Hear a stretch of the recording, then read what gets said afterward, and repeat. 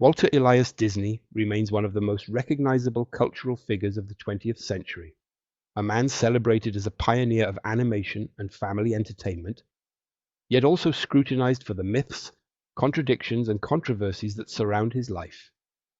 Born in Chicago in 1901 and raised partly in Missouri, Disney grew up in a modest household where drawing became both an escape and an early calling. His childhood was shaped by a strict father, financial instability, and a restless imagination that pushed him toward art from a young age. After serving briefly as an ambulance driver in France at the end of the First World War, he returned to the United States determined to build a career in animation. Disney's early ventures were marked by both ambition and failure. His first studio, Laugh-O-Gram Films, collapsed under debt, forcing him to move to Hollywood in 1923. There, alongside his brother Roy, he founded what would eventually become the Walt Disney Company. The creation of Mickey Mouse in 1928 propelled him to fame, though even this iconic character was born from conflict. Disney had lost the rights to an earlier character, Oswald the Lucky Rabbit, in a contractual dispute. The setback hardened his resolve to maintain creative and legal control over his work, a theme that would define his career. Throughout the 1930s and 1940s, Disney pushed animation into new territory. Snow White and the Seven Dwarfs, released in 1937, was the first full-length animated feature in history and a massive commercial success. It was followed by Pinocchio, Fantasia, Dumbo, and Bambi, films that established Disney as a visionary storyteller. Yet behind the scenes, the studio was far from idyllic. Long hours, low pay, and Disney's increasingly authoritarian management style led to a major animators' strike in 1941. Disney saw the strike as a personal betrayal, and it left a lasting bitterness that shaped his attitudes toward labor and politics for the rest of his life. Disney's political views have been the subject of ongoing debate. He was openly anti-communist and testified before the House Un-American Activities Committee in 1947, naming individuals he believed had tried to radicalize his studio. Some critics have accused him of harboring racist or anti-Semitic attitudes, though historians generally argue that the evidence is mixed, contradictory, or rooted more in the cultural norms of early Hollywood than in explicit personal ideology. What is clear is that Disney, like many powerful studio heads of his era, operated within a system that routinely relied on stereotypes, exclusion, and caricature, elements that appear in several early Disney films and continue to spark discussion today. As Disney's ambitions grew, so did the scale of his projects.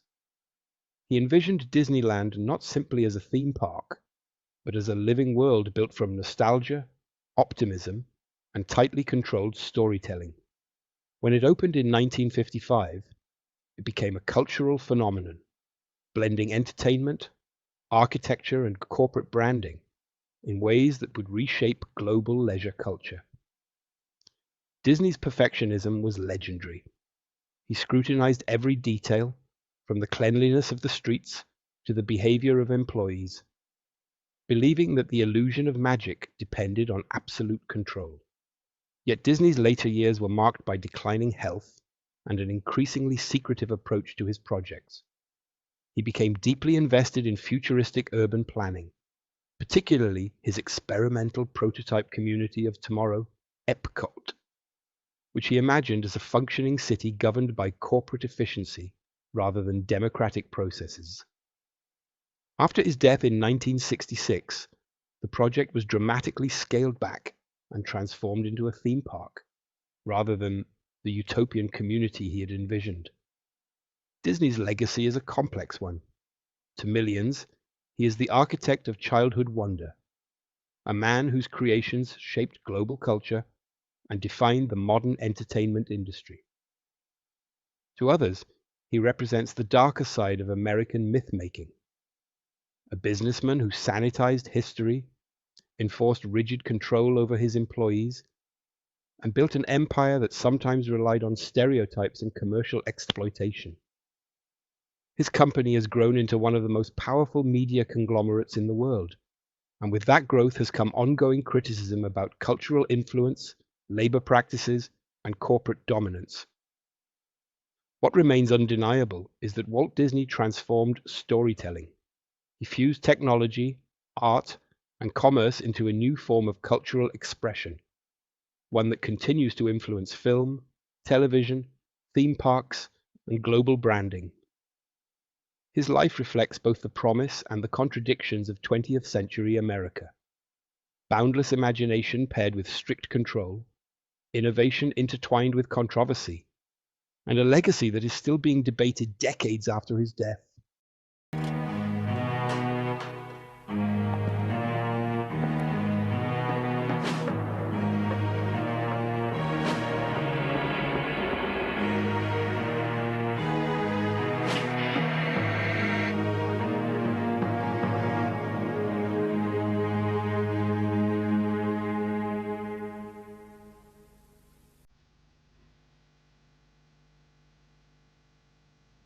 (1922), Kansas City, Missouri. A young man fired from his job as a cartoonist by a boss who says he can't draw gets by making silent cartoons for local theaters. He's not a skilled artist, and these first attempts at animation are crude and one-dimensional. His drawing will never really progress, but within 2 decades he will have transformed animation into an American art form. His name is Walter Elias Disney. Walt has been sheltered by everybody, but like the American flag. You don't dare say anything against Walt because it's like spitting on the flag. Walt did a lot of things that were reprehensible and completely unlike the image of Uncle Walt. Uncle Walt was a rascal.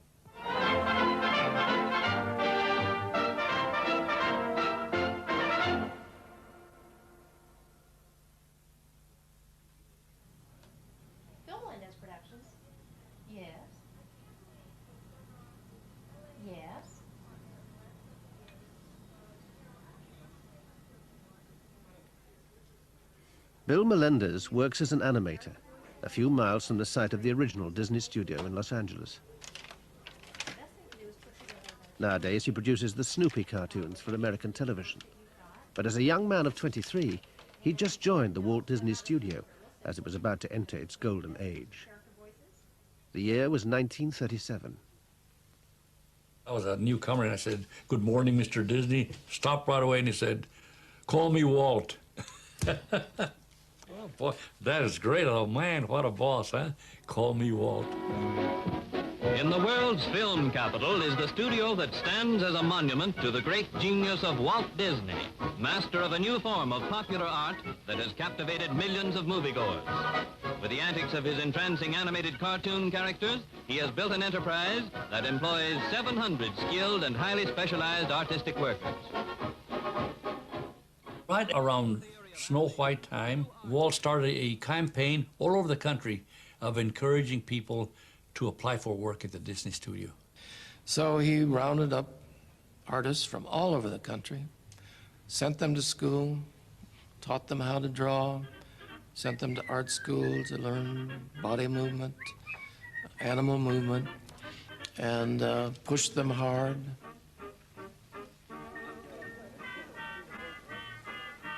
You knew that you were surrounded by some very good artists, and that it was a challenge to live up to the caliber work that was being done all around you, that you were exposed to every day. And you knew that Walt himself demanded the very best. We worked from 7 in the morning until 10 at night. And I was glad to do it because I believed in what we were doing, and I believed in Walt.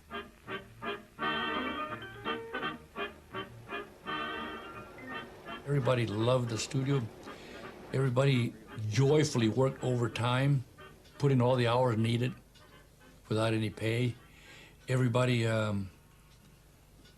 liked each other and liked Walt. We called him Walt. I mean, this was what we thought was kind of a privilege. I mean, we were all sort of a big group, you know, who could be that friendly with the boss. Sometimes somebody would say, "Oh, "Hi there, Mr. Disney," and he'd say, "Uncle Walt, Uncle Walt."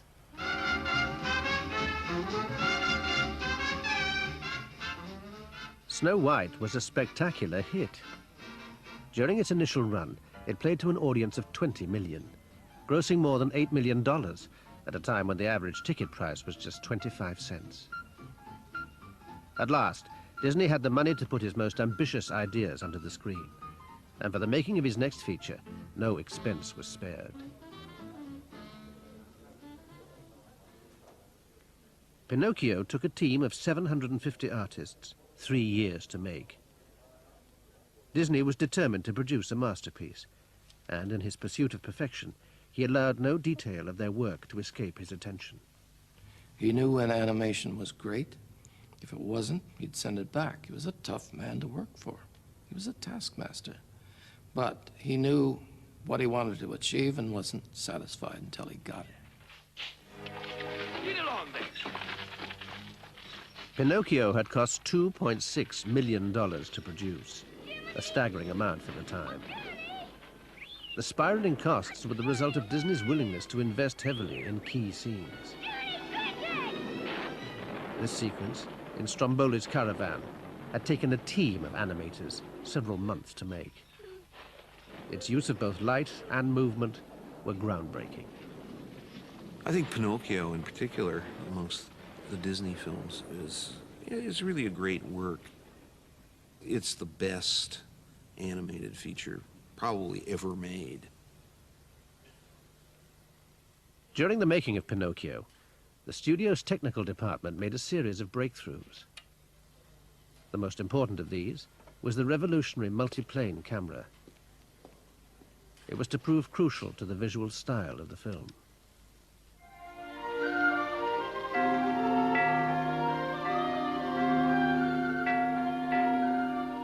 In an early scene, the camera tracks across the rooftops of the village where Pinocchio lives. As the specially constructed camera moves through a series of backgrounds, a three-dimensional effect is created.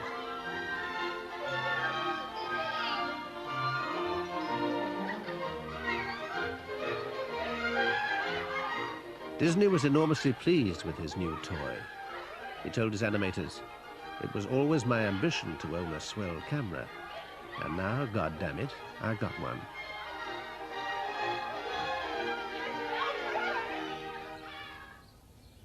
Disney had outgrown the ramshackle old Hyperion studio, and in May 1940, he moved to a futuristic new headquarters at Burbank.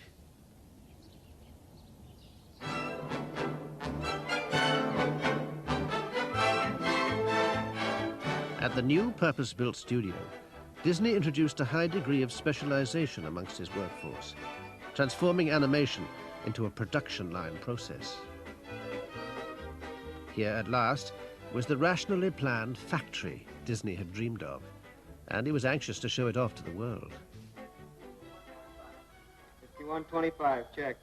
The Reluctant Dragon was Disney's first ever live-action film. It was a behind-the-scenes look at the new animation factory.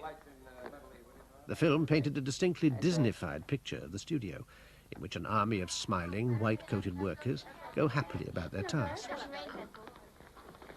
Don't tell me you cook all this yourselves. Uh-huh. The girls add a couple of hundred different chemicals to it, and then it all goes through the paint mill. The paint mill?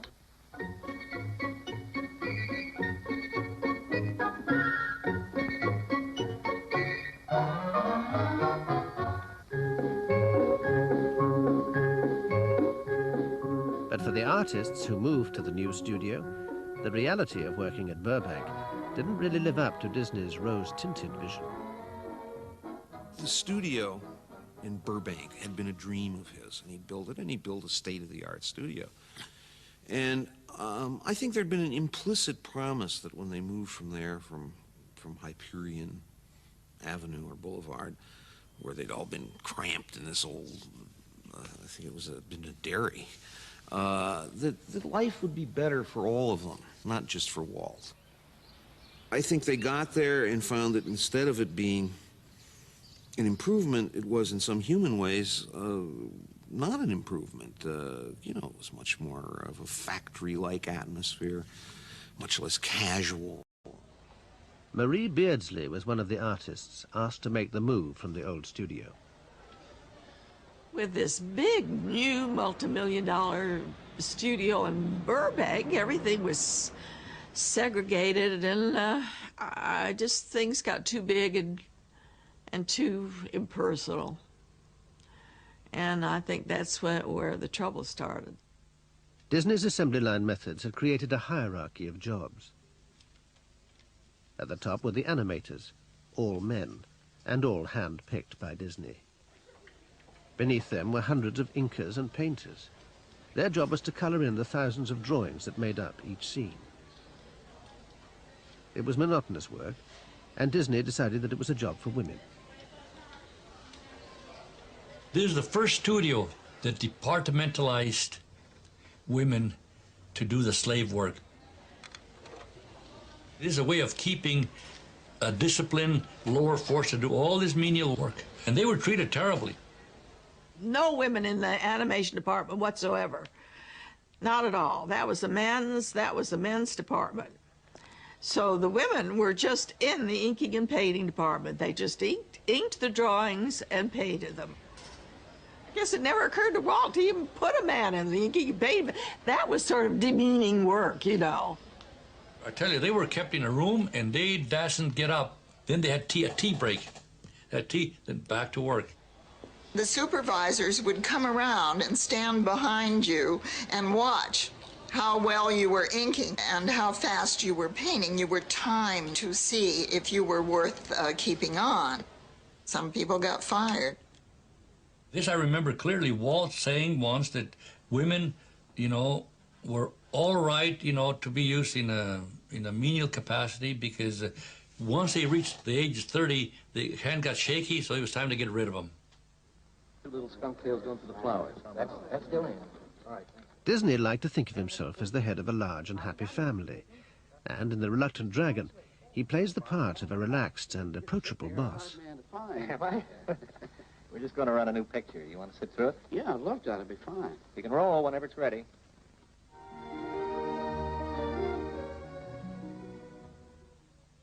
But in reality, the atmosphere at the new studio had changed, and Disney's increasingly autocratic style of management meant that for many, the words Uncle Walt had begun to take on a new meaning.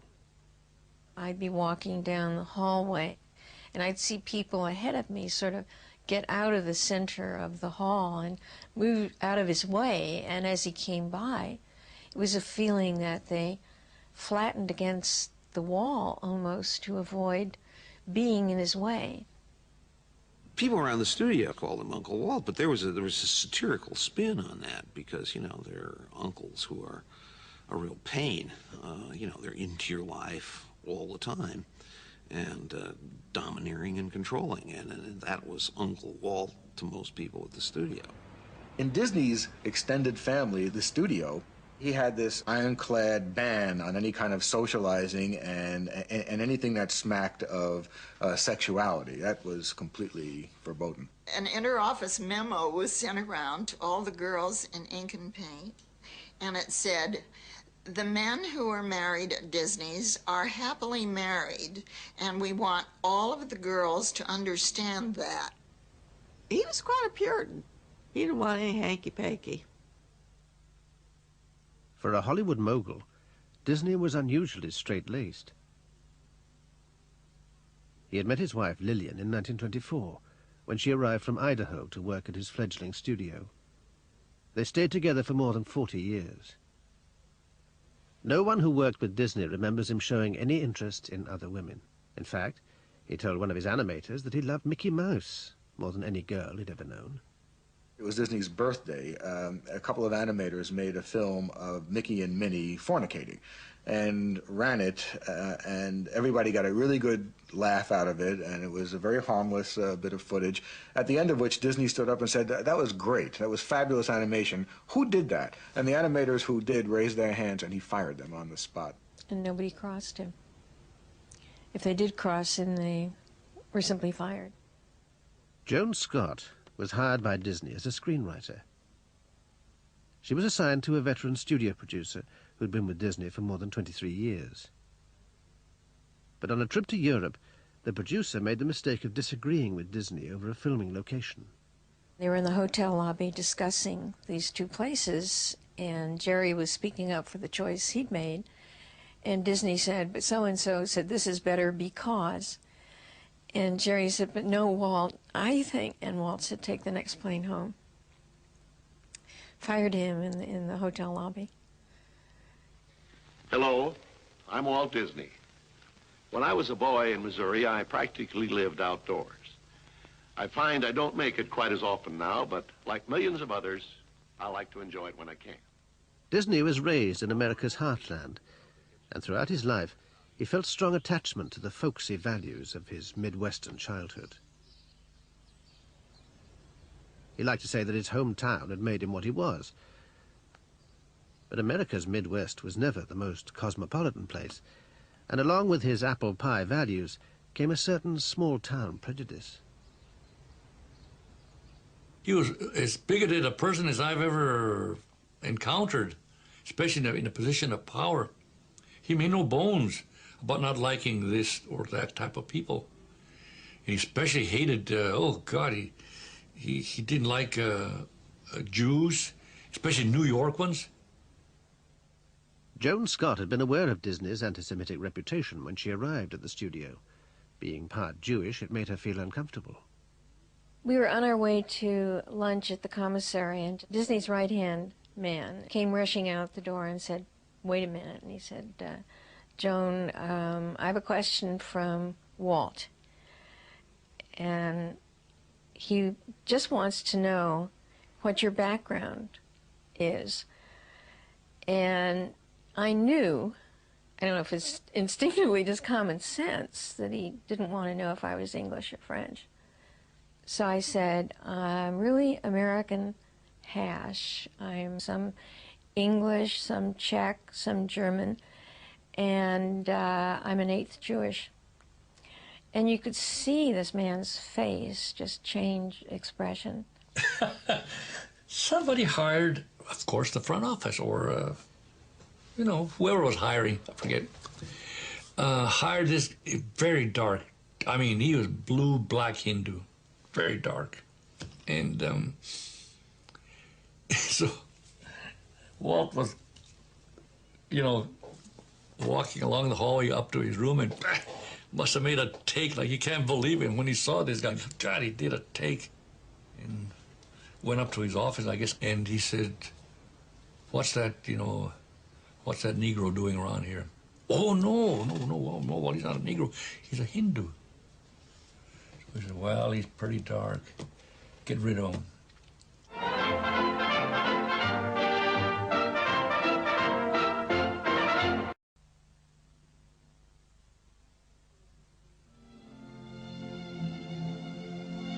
Disney had conceived Fantasia as the studio's coming of age, its great contribution to high art.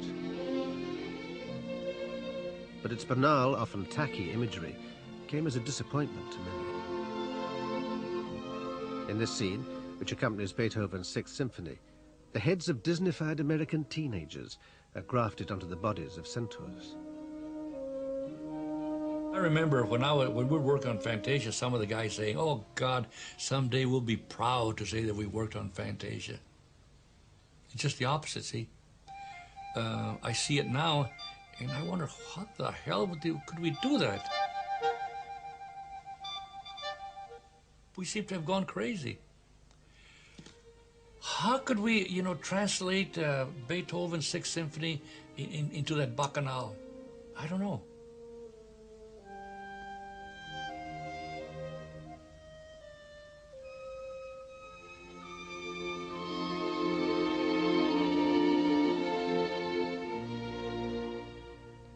On seeing this scene, Disney was impressed. He said, gee, this'll make Beethoven.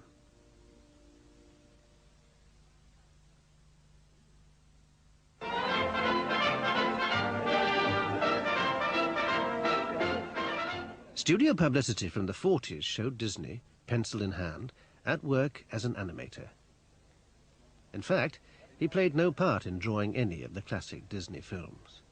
Walt was not a good draftsman and did it only for the camera. He was not an artist.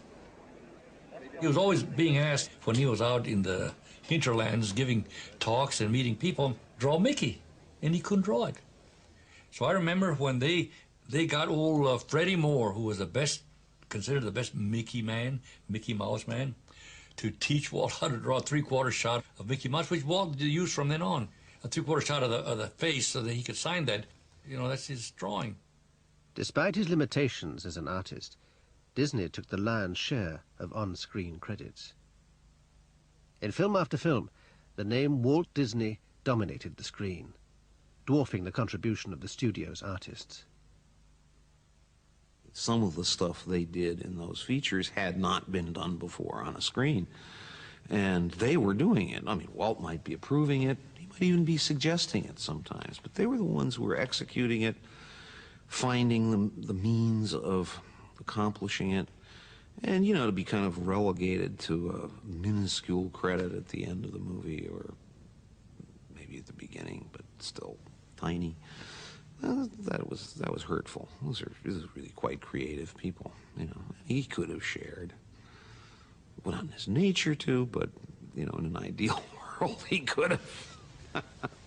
I was in New York, and they had a big exhibit at the Museum of Modern Art about the art of Walt Disney. Of course I went to see it. See, I was curious. I go to see the art of Walt Disney. All this stuff around, signed. Everything was signed Walt Disney. He hadn't made any one of those goddamn drawings. The art of Walt Disney is the art of a company, fine, but not Walt signing his name to other people's drawings. That's not fine at all. During his career, Walt Disney was awarded more Oscars than any other artist in the history of Hollywood. In all, he won no less than 26 Academy Awards. But as the honors piled up, resentment amongst his artists grew. Many felt that Disney was stealing the credit for work that they were doing.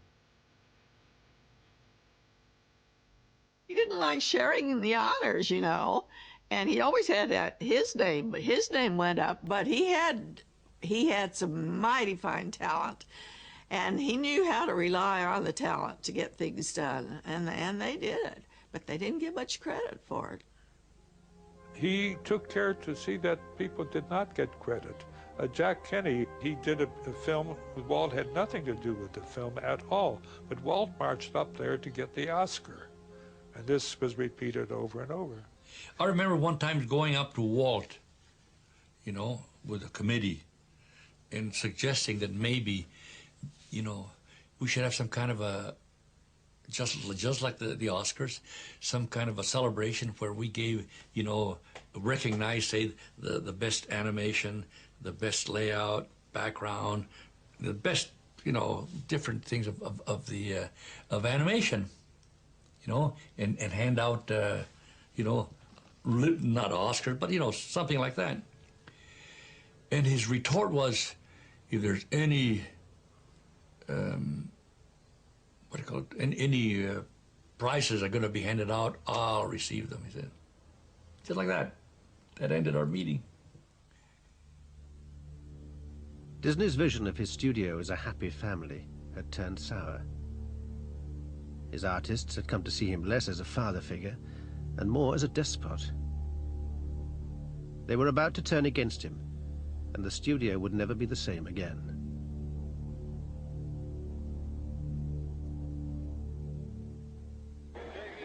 Early in 1941, the workers voted to establish a trade union.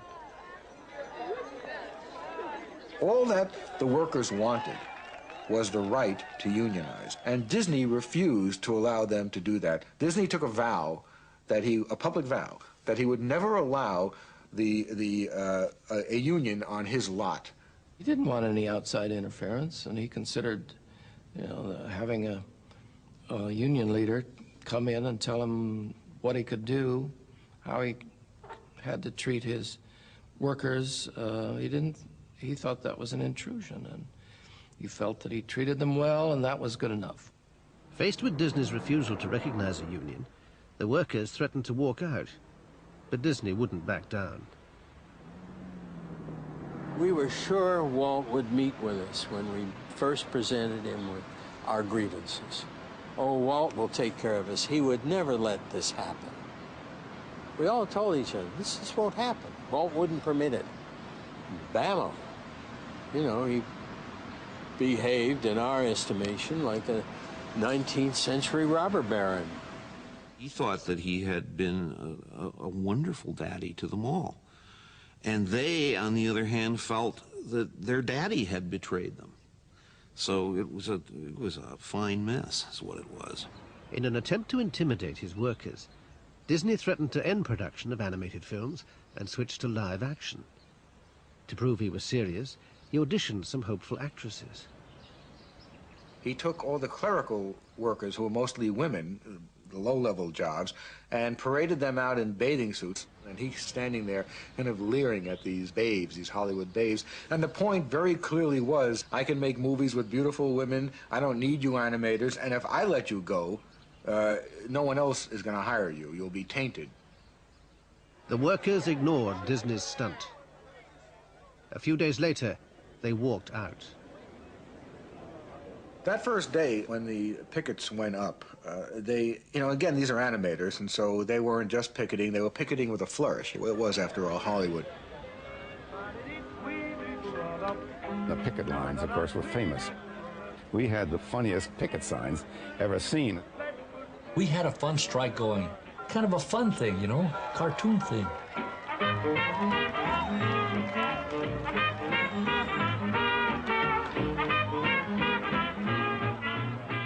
Drawing on French revolutionary tactics, the strikers decided to decapitate Disney's strike negotiator.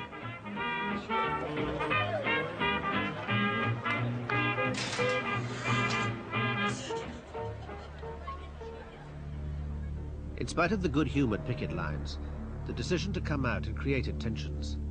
Some animators had stayed loyal to Disney and were continuing to work. We had to go through the picket line. We had fellows in our units who were out on strike, fellows in our units who would not go out on strike. Feelings ran awfully high between people outside and the people inside. I couldn't have gone through the picket line. I really couldn't. That was a terrible thing, and there were a lot of animosities and hatreds kind of built up because of that, which was too bad because we were all friends. Just before the strike, work had begun on a story about a baby circus elephant called Dumbo. Despite the fact that some of his best artists were now manning the picket lines, Disney was determined that work on the picture should continue. Produced mostly by strikebreakers, Dumbo made a thinly veiled reference to the studio's own crisis. 1,000. Yeah, that's good. In one scene, some greedy circus clowns sow the seeds of industrial unrest. Oh, they made of rubber. This idea is sensational. Let's go tell the boss. Hey, let's hit him for a raise. Yeah, sure. This is white real dough.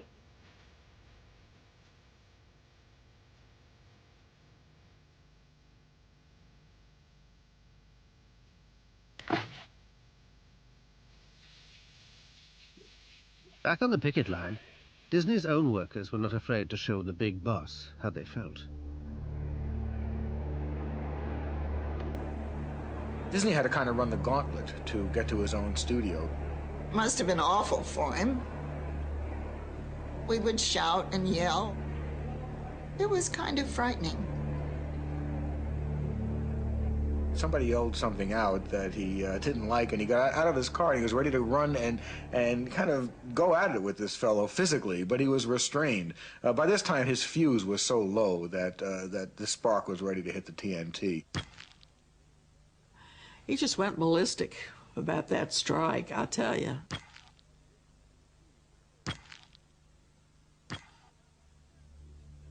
Came out every day almost and stood there about 60 feet back of the gates to watch the picket line.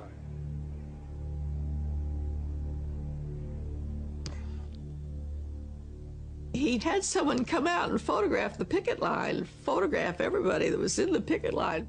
His office was lined with the photos of all the people on the picket lines, and he would go through and pick out and say, this bastard, you know, I did this for him, and this one over here, and I'm never going to do this for the other. He had taken it to all kind of wild proportion. He had personalized it. It was no longer a question of unions. It was no longer a question of fair pay and low work. It was a question of betrayal. It was, this is the thanks I get for all I've done for you. The strike dragged on. The more Disney thought about it, the harder he found it to accept that the strikers had willingly defied him. He became convinced that the real truth was that communists were behind the strike. He saw the strike as a microcosm of the growing communist threat in Hollywood and America. It was almost a heroic posture that I think he saw himself, the Alamo of Hollywood, you know, fighting off these insurgents. At that time, everybody was seeing a red under every bush in Hollywood, and he just assumed that anybody who was out on strike was just communist. That was all there was to it. Had nothing to do with being or not being a communist. Had to do with a labor problem in the studio and solving it. What did the goddamn communists have to do with that? Everyone I knew there, all my friends, we were out on strike, and we'd known each other for a long time, and there wasn't a single communist amongst the lot. The strike entered its second month. It had become the longest-running labor dispute in Hollywood history. By now, Disney was desperate to end it. He turned to organized crime for help. Willie Byoff was a gangster from Chicago. He'd been taking payoffs from studio bosses in return for neutralizing Hollywood's trade unions. Byoff was an organized crime figure. He was part of the Capone mob, and he was very much a known crime figure in this town. But all the studios accepted him and welcomed him in because he was helping them keep out a larger problem, which was unions. Disney decided that Byoff was his best hope of breaking the strike.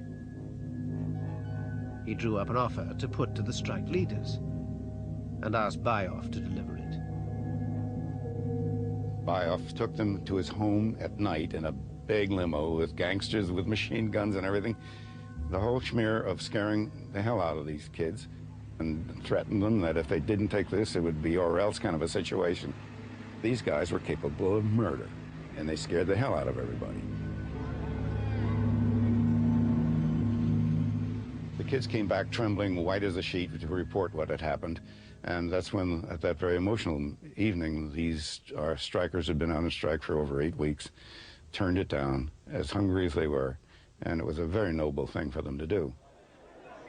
We turned it down because of this guy being a dirty guy, you know, a gangster. So, and the fact that Disney would deal with it, by then didn't surprise us. For Disney to deal with this Byoff, who was a pimp and a proven extortionist, was the lowest thing that I think any studio could do. The rejection of the Byoff deal had pushed Disney to the verge of a nervous breakdown. He developed a series of twitches and phobias and was washing his hands as much as 30 times an hour. August 1941. As the strike enters its 7th week, Disney and a small group of loyalists leave Los Angeles on a flight bound for Rio.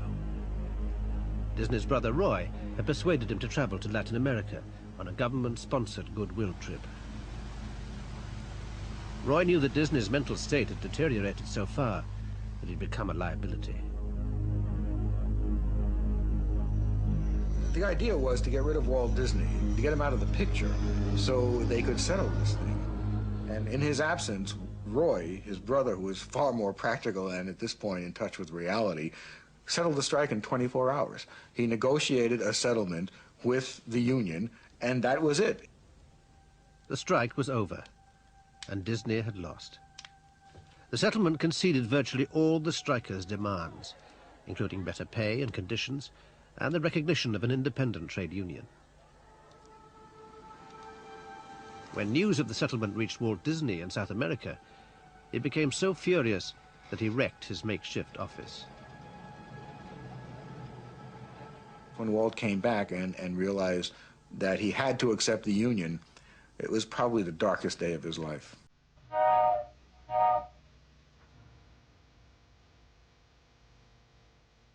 But there was some good news. While Disney had been away, the strikebreakers had finished Dumbo. It had been made at remarkable speed.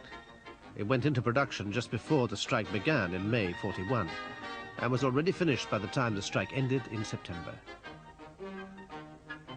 Freed from the demands of Disney's perfectionism and attention to detail, the animators adopted a surprisingly uncomplicated style. The lavish backgrounds and intricate artwork of Pinocchio were replaced by a simpler, more cartoon-like look.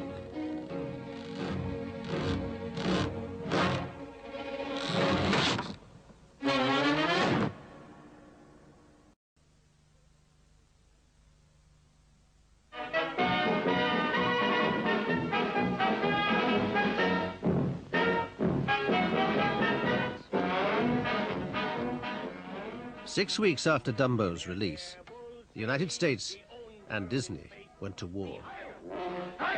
Right in her Goebbels' face, then Holding says they'll never bomb this place. The Heil, right in her Goring's face. Is he not the Superman? Arion Pura Superman? Yeah, he is the Superman. Super duper Superman. Is this Nazi land so good? Would you leave it if you could? Yeah, this Nazi land is good. We would leave it if we could. In Der Führer's face, Donald Duck was enlisted to work for the US propaganda machine. He showed Americans what life would be like under Hitler.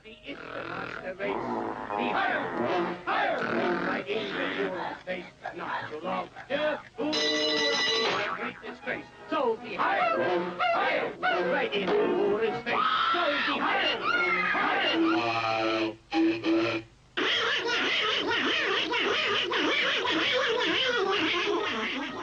the film was a radical departure for Disney. Aware of the enormous appeal of his best-known characters, he decided to use one of them as a vehicle for political satire. It was translated into several languages, and copies were dropped behind enemy lines. It won Disney an Oscar in 1943. Let's go with Navy Project 648, Sequence 1. Let her roll. Der Führer's Face was one of over 100 military training and propaganda films produced by the Disney studio during the war years. As it was being released, a small group of artists were putting the finishing touches to the studio's 5th animated feature.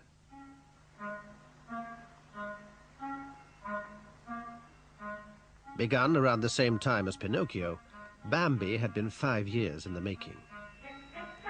Disney was determined to achieve a new level of realism in the film's portrayal of nature. He established a zoo at the studio, so his artists could study animal movement, and sent wildlife photographers into the countryside to capture, among other things, the properties of rain. Once again, Disney's meticulous attention to detail paid off.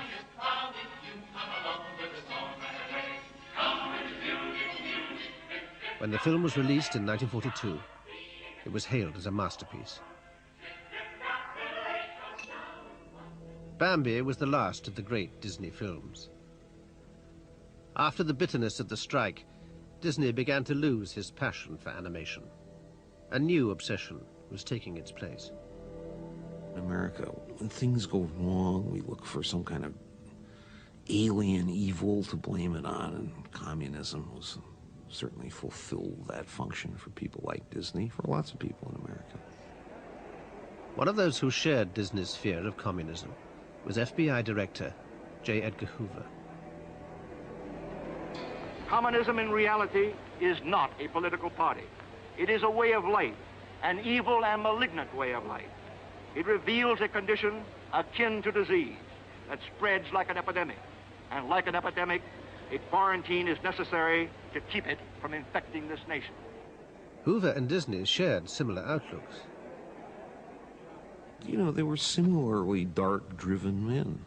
They'd done the same thing in almost the same time frame. They had built little organizations into big organizations.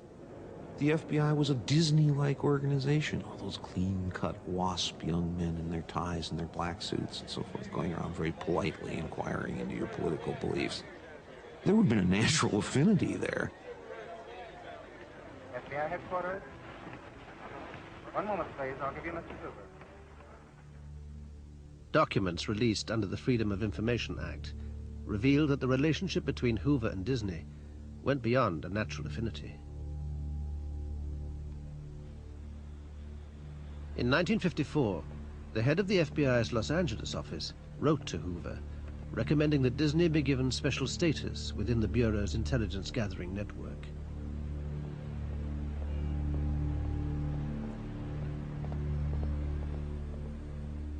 Mr. Disney can be of valuable assistance to this office. It is my recommendation that he be approved as an SAC, Special Agent in Charge. Contact. At the head of each of the FBI's 51 field offices is a special agent in charge. He was classified as an SAC contact, meaning a contact who is contacted solely by the special agent in charge of the field office, in this case, Los Angeles. William Turner worked for the FBI for more than 10 years. We asked him to review Disney's FBI file. Disney was feeding a lot of information about inside Hollywood to the FBI. He was informing to the FBI what he knew about activities of a subversive or conceived subversive nature in the industry. Disney's FBI file runs to around 600 pages and points to a 20-year relationship with the Bureau. But the exact nature of the information Disney supplied to the FBI might never be known.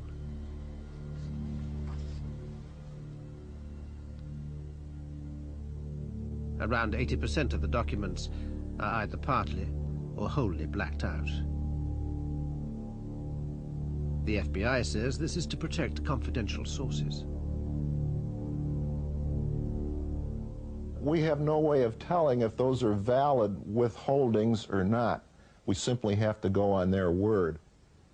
Walt Disney is dead for a quarter of a century. What possible information can remain in that file in 1994 that needs to be blacked out? Well, why do you think they've blacked it out? Because they want to protect Walt Disney's reputation. April 1944, the Biltmore Hotel, Los Angeles. Members of the Motion Picture Alliance for the Preservation of American Ideals meet secretly with investigators from Washington's Un-American Activities Committee. The alliance had been formed a few months earlier by Walt Disney and a group of Hollywood ultra-conservatives dedicated to stemming the communist tide. A lot of famous names were involved in it. A lot of them really believed that communism was taking a hold in our schools and in our movies. Disney and his MPA colleagues had drawn up a list of suspected communists working in the film industry. And at the Biltmore meeting, they handed it over to the investigators. Those named were to become the first victims of the McCarthyite witch hunts. Are you a member of the Communist Party? Or have you ever been a member of the Communist Party? It's unfortunate and tragic that I have to teach this committee the basic principles of Americanism. Are you or have you ever been a member of the Communist Party? I believe I have the right to be confronted with any evidence. Are you now, have you ever been a member of the Communist Party? It is perfectly clear to me, gentlemen, that if you continue in this particular fashion, will you direct the you have only one idea, answer the question. and that is to cause strife in the industry, You're excused. chaos in the industry. The House Un-American Activities Committee ushered in one of the most shameful periods in American history. Hollywood liberals and left-wingers were called before the committee and subjected to ruthless interrogation. For Americanism for many years, and I Stand away from the stand. fight for the Bill of Rights, which you Officer, want to take destroy. this man away from the stand. They were out to blacklist and to get anybody connected with the film that they suspected of being left-wing or communist out of the industry and destroy their careers. The committee's show trial attack on Hollywood left-wingers was assisted by a series of big-name witnesses, anxious to confirm the extent of the communist threat in Hollywood. Several of the so-called friendly witnesses came from the ranks of Disney's Motion Picture Alliance. And on October the 24th, 1947, after a session with Ronald Reagan, Disney himself took the stand. I don't believe it's a political party. I believe it's an un-American thing. And I feel that they really ought to be smoked out and shown up for what they are, so that all the good free causes in this country, all the liberalisms that really are American, can go out without this taint of communism. We're talking in Disney's case a certain paranoia. Communists, in the minds of certain kinds of sort of primitive anti-communists, are sort of like, you know, these extraterrestrials we hear about now. They're coming out of nowhere and landing in our backyards and tearing up our turnip patches and doing bad things to us, and we can't explain it.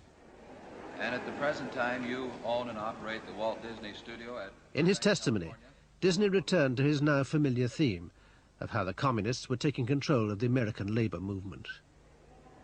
The thing that I resent the most is that they are able to get into these unions and take them over.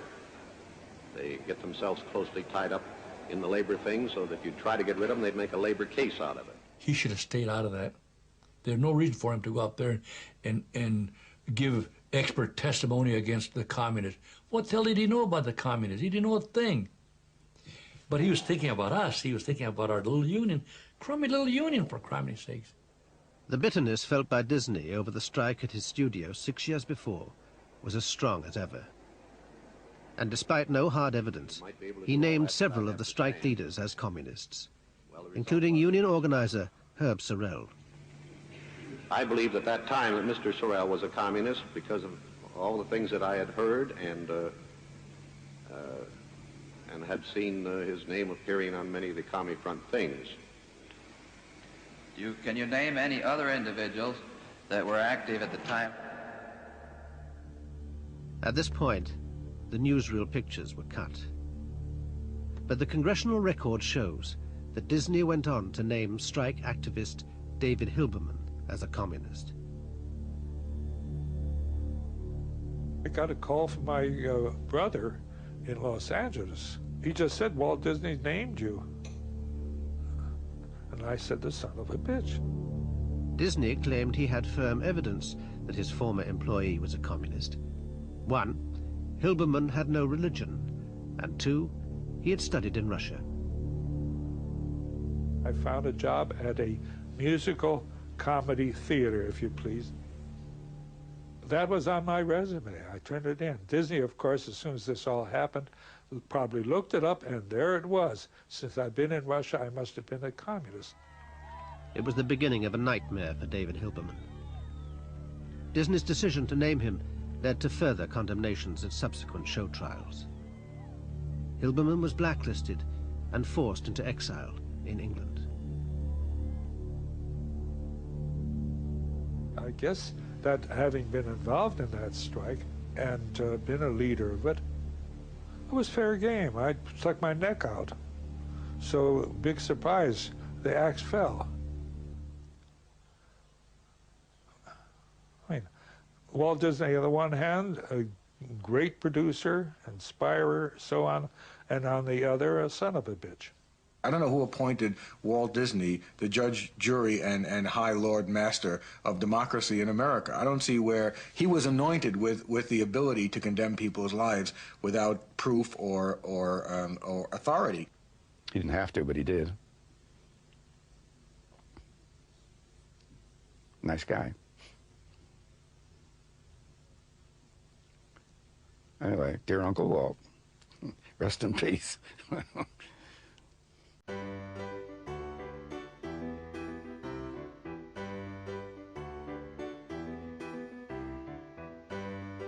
For Disney, the ghosts of the strike had been laid to rest.